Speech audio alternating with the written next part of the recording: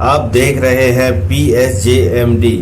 चलिए एक कहानी की ओर चलते हैं। यह कहानी मैंने एक बुजुर्ग आदमी से सुनी थी जो MP मध्य प्रदेश में काम करते थे। एक बार की बात है कि कुछ अंग्रेज शिकारी भारत के किसी जंगल में शिकार पर गए। उस समय के जंगल के बाहर एक डाक बंगला था, पर उसमें पहले से ही कोई बड़ा अंग्रेज अधिकारी ठहरा हुआ था। परंतु इन अंग्रेज शिकारियों को जंगल के बीच बने एक पुराने डाक बंगले में रुकना पड़ा। इस डाक बंगले का रखवाला अपने परिवार के साथ रहता था और डाक बंगले में रुकने वाले लोगों की सेवा करता था। इस रखवाले के परिवार में उसकी बीवी तथा लगभग 15-16 साल की उसकी एकमात्र लड़की थी। एक शाम जब अंग्रेज शिकारी शिकार करके वापस डाक बंगले पर आए तो नहा धोकर पीने बैठ गए। पीने के बाद उन्हें इतनी चढ़ गई कि वे लोग पूरी तरह से बहक गए और उन्हें रखवाले को गोली मारने के बाद उसकी बीवी तथा बच्ची को नोच डाले। इन पापियों को नशे में कुछ भी पता नहीं चला और नोचने के बाद उन दोनों को भी गोलियों से भून डाले और तीनों की लाश को डाक बंगले के पीछे दफना दिए।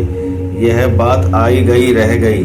अंग्रेजों ने फिर कुछ दिन बाद वहां कैलाश नामक एक सेवक को रख दिया। किसी को कुछ भी पता नहीं चला कि इस पुराने डाक बंगले का पुराना सेवक और उसका परिवार कहाँ चला गया। एक बार की बात है कि नया सेवक कैलाश रात को गेट बंद करके सोया हुआ था। तभी अचानक उसकी नींद खुली क्योंकि उसे लगा कि दरवाजे पर कोई रो रहा है। उसने एक हाथ में लाठी उठाया और दूसरे में चिराग और दरवाजे पर आकर हाँक लगाया। कौन है? इतनी रात गए दरवाजे पर कौन रो रहा है? उसने देखा कि एक किशोरी दरवाजे पर बैठी रो रही है। कैलाश उस किशोरी के पास गया और उसके सिर पर हाथ रखते हुए कहा कि बेटी रो मत, अंदर चल। फिर उस किशोरी के अंदर आने पर कैलाश ने उसे पीने के लिए पानी आगे बढ़ाते हुए पूछा कि बेटी तुम कौन हो और इतनी रात को अकेले इस जंगल में क्यों भटक रही हो? कैलाश की इतनी बात सुनते ही वह किशोरी और तेज फपक पड़ी। कुछ समय तक तेज तेज रोने के बाद वह थोड़ा शांत हुई और कैलाश को बताया कि वह इस डाक बंगले के पहले सेवक की पुत्री है। फिर उसने यह भी बताया कि कैसे 4-5 अंग्रेज शिकारियों ने उसके पिता को मार डाला और उसके बाद उसके तथा उसकी माँ की आबरू को नोच डाला। फिर कैसे जैसे उसकी माँ तथा उसको भी गोलियों से भूनने के बाद डाक बंगले के पीछे दफना दिया। उस किशोरी की इतनी बातें सुनते ही कैलाश पूरी तरह सहम गया, पर निडरता दिखाते हुए पूछा कि ऐसे कैसे हो सकता है? अगर तू मर गई तो मेरे सामने कैसे बैठी है? कैलाश की यह बात सुनते ही वह लड़की अचानक गायब हो गई और कैलाश कुछ समझ पाए इससे पहले ही वह उस कमरे की दीवार पर उल्टी टहलती नजर आई। कैलाश यह नज़ारा देखकर पूरी तरह से सहम गया।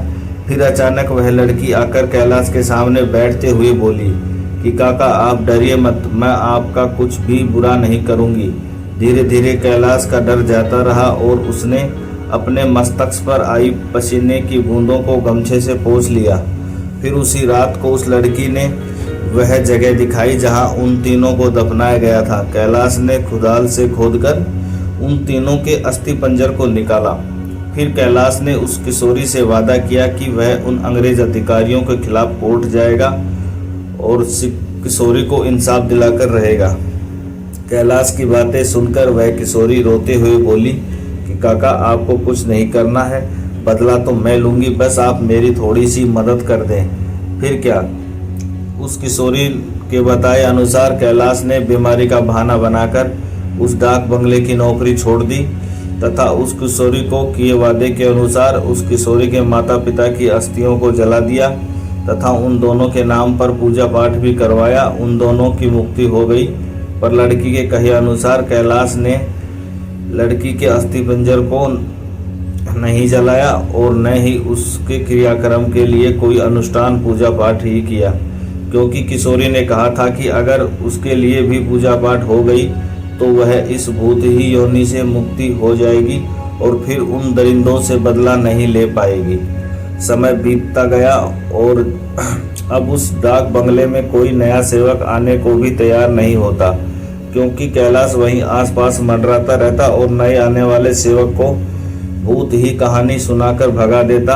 कभी कभी वह किशोरी भी अपने भूत ही कारनामे से आने वाले नए सेवक को 9-2-11 कर देती। पर उस बंगले पर शिकारियों का आना कम नहीं हुआ। वे आते और खुद ही अपनी व्यवस्था करते, पर जो अब वहां आता वह वापस नहीं जाता, क्योंकि उस डाक बंगले में ठहरने वाला अंग्रेज शिकारी उस लड़की का शिकार हो जाता। कभी कभी तो ऐसा होता कि वह लड़की किसी अंग्रेज शिकारी को अपने लटके झटकों में फंसाकर उस डाक बंगले में लाती और रात को अपने असली रूप में आ जाती और डराकर उस अंग्रेज को मार डालती और उसका खून पी जाती।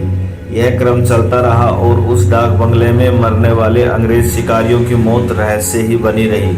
अंग्रेज अधिकारियों के लाख कोशिश के बावजूद न हत्यारा पकड़ में आता और न ही मरने वाले अंग्रेज अधिकारियों के मौत का कारण पता चलता। धीरे धीरे यह खबर आसपास के क्षेत्रों में अंग्रेज शिकारियों आदि में फैल गई कि पुराने डाक बंगले में ठहरने वाले हर शिकारी की रात को मौत हो जाती है, पर वह दूसरे दिन का सूरज नहीं देख पाता। 2-3 और वर्ष बीते और अब वह डाक बंगला खंडर हो गया, क्योंकि अब किसी में भी हिम्मत नहीं थी कि वहां ठहरे। आखिर किसको अपनी जान की परवाह नहीं होती। पर वह किशोरी भूतनी जो अब युवती बन गई थी, उसी डाक बंगले में रहकर अपने हत्यारों का इंतजार कर दी। दिन में उधर आने जाने वाले लोगों को उसका एहसास होता, क्योंकि वह बराबर रोती रहती पर किसी को दिखाई नहीं देती। एक बार की बात है कि वह युवा भूतनी उस जंगल में रह रहे एक युवा भूत तथा युवा भूतनी के संपर्क में आई। ये दोनों आदिवासी थे और जंगल में लकड़ी काटते समय किसी अंग्रेज शिकारी के शिकार बन गए थे। युवा भूतनी उन दोनों को लेकर शहर की ओर निकल गई। युवा भूतनी उन दोनों भूतनी के साथ शहर में घूम घूम कर अपने हत्यारों की तलाश करती रही।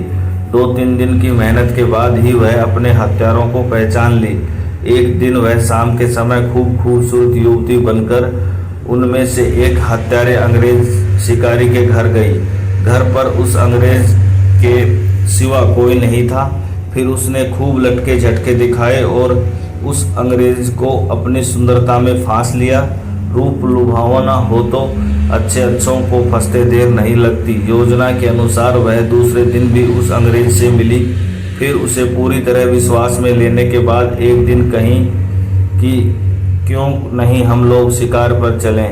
अंग्रेज ने कहा कि अच्छी बात है, मेरे कुछ मित्र शिकारी हैं, उन्हें भी लेकर चलते हैं। फिर क्या था, उस युवती भूतनी ने उस अंग्रेज से कहा कि मेरी एक और सहेली है, वह भी बहुत ही खूबसूरत है और शिकार पर जाना पसंद करेगी।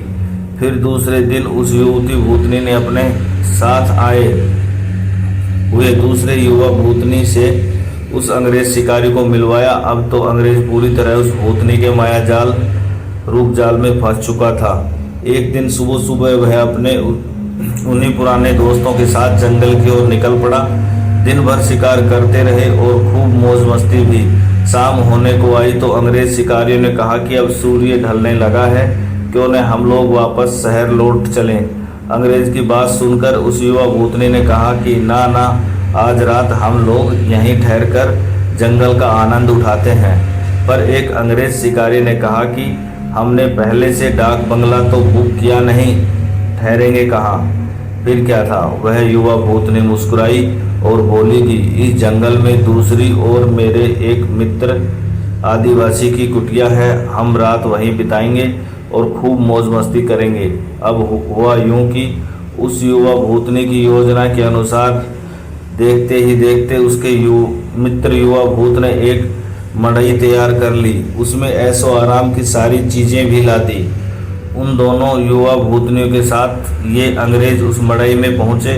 इन अंग्रेज शिकारियों ने उस मड़ई की दशा देखकर अजीब लगा, क्योंकि उस मड़ई में महलों बड़े बड़े होटलों जैसी व्यवस्था थी। रात को पार्टी शुरू हुई तथा साथ ही अंग्रेज अधिकारियों की सिटी पुटी गुम होना ही, क्योंकि पहले तो उन दो युवा भूतनी जो देखने में बहुत खूबसूरत लग रही थी, अचानक बहुत ही डरावनी रूप बना ली। ऐसा रूप जिसे देखते ही अच्छों की पैंट गिली हो जाए। फिर क्या था, उन भूतनियों ने गिलास में खून भरकर लाकर उन अंग्रेजों को पिलाना शुरू कर दिया। किसी अंग्रेज की हिम्मत न थी कि वह ना करे, क्योंकि सब के सब पूरी तरह से डरे हुए थे और कांप रहे थे। अचानक आदिवासी युवा भी विकराल रूप में आ गया और अचानक उछलकर एक पास के एक मोटे पेड़ की मोटी शाखा को उछलकर इतना जोर से खींचा कि चर की आवाज के साथ वह मोटी शाखा टूट गई। उसके बाद वह विकराल भूत उन अंग्रेज शिकारियों में से एक को पकड़कर पैर के नीचे दबाकर देखते चीर दिया और उसके खून को पीने लगा। उसका खून पीता देख दोनों भूतनियों ने भी लंबी लंबी विकराल जीभ निकालते हुए खून पीने में उसका साथ देने लगी और साथ ही अपने बड़े बड़े नाखूनों से उसका शरीर जगह जगह से चीरने लगी। उस युवा भूतनी ने तो भयानक आवाज निकालते हुए दौड़कर एक दूसरे अंग्रेज शिकारी के पास पहुंची और उसकी आंखों में अपने विकराल भयानक भाले जैसे नाखूनों को डालकर उसकी दोनों आंखों को निकालकर खा गई। इसके बाद उन तीनों भूत ने एक अंग्रेज अधिकारियों को शिकार बना डाला। दूसरे दिन उन अंग्रेजों की खोज में गए अंग्रेज अधिकारियों को उनकी ऐसी विभत्स लाशें मिली जो देखने में बहुत ही भयानक लग रही थी। उनको ऐसा नोचा गया था कि लगता था कि यह किसी मनुष्य या जानवर का काम हो ही नहीं सकता। कैलाश को तो सब कुछ पता था, पर वह किसी को कुछ नहीं बताया। फिर एक दिन समय निकालकर गोपनीय रूप से कैलाश ने उस युवा भूतनी के कंकाल को भी जला दिया तथा उसकी मुक्ति के लिए एक पूजा करवा दी। यह एक अच्छी कहानी थी। इसी के साथ धन्यवाद। चैनल को लाइक सब्सक्राइब करें।